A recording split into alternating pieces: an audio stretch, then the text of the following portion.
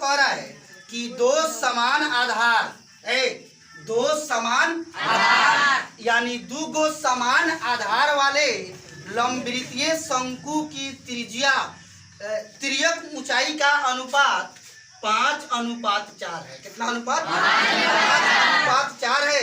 तो उनके वक्र पृष्ठीय क्षेत्रफलों का अनुपात क्या ज्ञात करें। वक्र पृष्ठीय क्षेत्रफलों का अनुपात ज्ञात करें। सुनिएगा, यह जो अनुपात आपको दिया हुआ है 5:4 कितना? यह तिर्यक ऊंचाई के अनुपात दिया है। किसके ऊंचाई का?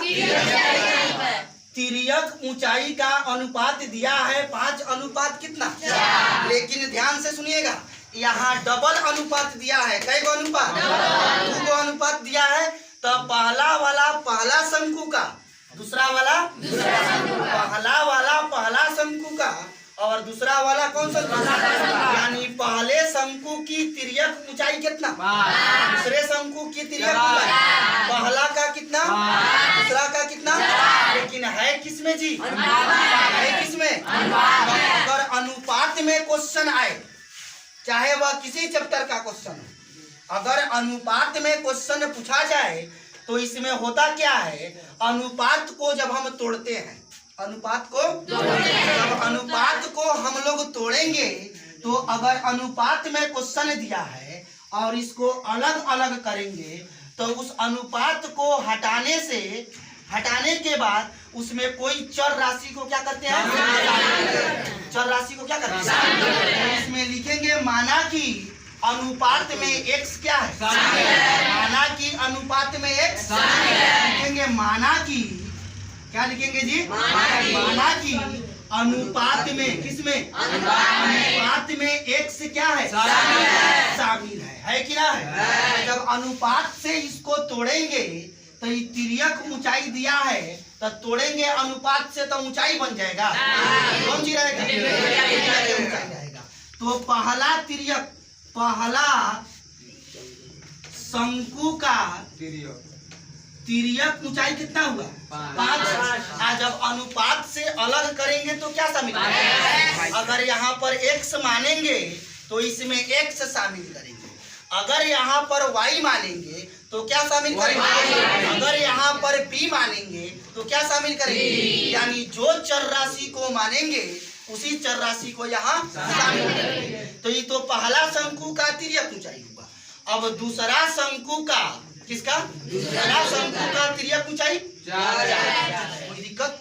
लेकिन शंकु कई गो है? शंकु कई गो है जी? पहला शंकु हुआ, इसका आधार कैसा होगा? कैसा होगा जी? इसको ए माने, इसको बी माने और इसको सी। तो ए बी सी कौन शंकु है? पहला शंकु। कौन शंकु है जी? जिसमें OA कौन सी है? किसकी ऊंचाई? BC कौन सी है? किसका व्यास?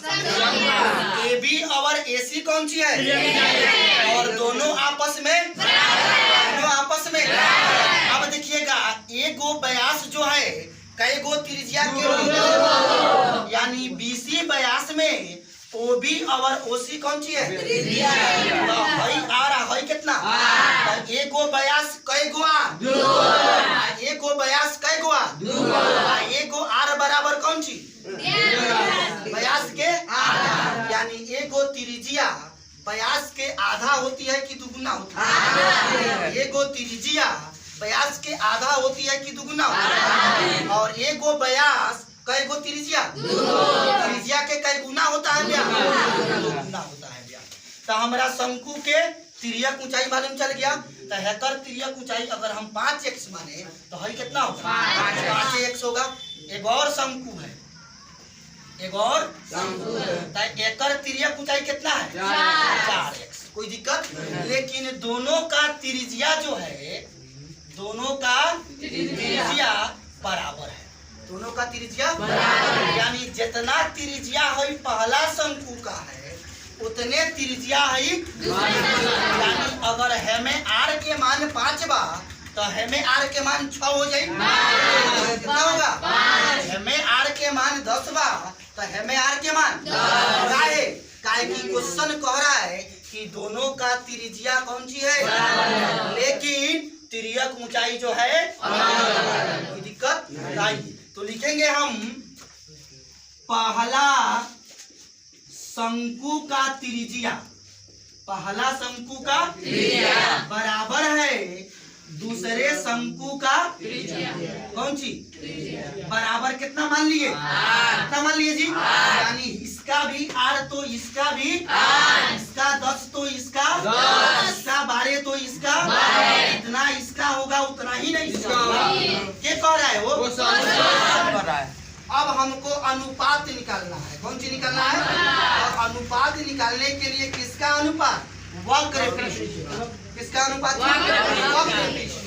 तो लिखेंगे डायरेक्ट अनुपात, कौन सी लिखेंगे, अनुपात बराबर पहले शंकु, कौन शंकु, पहले शंकु का पृष्ठीय कौन सी बटा दूसरे शंकु का, दूसरे शंकु का वक्र पृष्ठीय कोई दिक्कत बराबर पहले शंकु का वक्र पृष्ठीय क्षेत्रफल का सूत्र क्या होगा, पाई आर, और दूसरा का पाई आर, दोनों में आर समान है, दोनों में आर समान है, आर से आर, पाई से पाई, लेकिन एल समान है, समान है जी।